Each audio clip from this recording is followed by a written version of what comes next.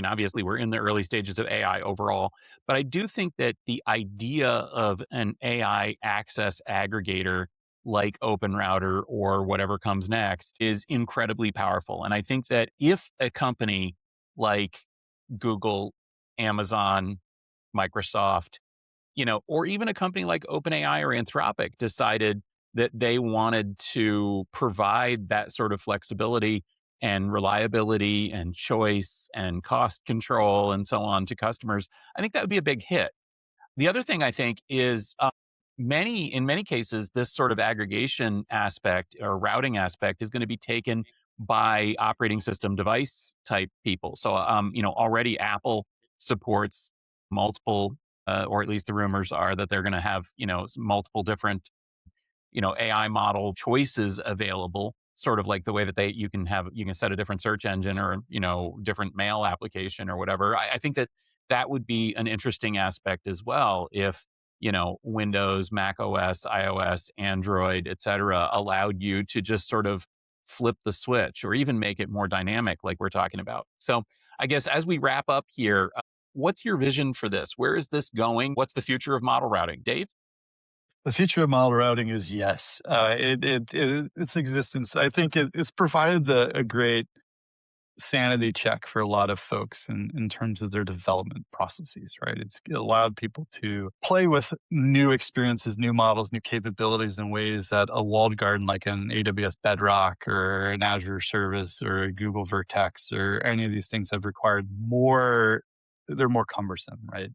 The ability to go to one place and get a look and get a glance and understand at least visually. And then, as you integrate to do that, I think the futures of routers, routers in general, if I look at it, is similar to what I see DigitalOcean. And again, DigitalOcean as a prototype or an archetype of an emerging neo cloud is that friction reduction.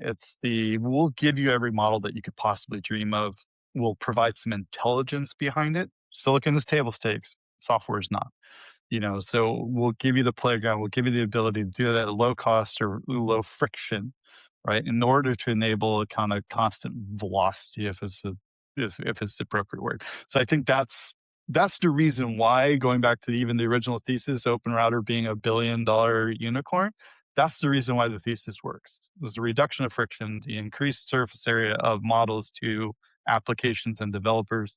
The next step beyond that to turn them into a $50 billion company is to say, all right, now how do we provide the telemetry? How do we provide the accountability? How do we provide the reliability that a lot of these over-indexed model providers, to be fair, are not giving you, right? How do we contain the storm and channel that into your usefulness, right? Whether you're a GSI like a Deloitte or, someone like me that's sitting at home writing a Chimera agent to do things. I don't know.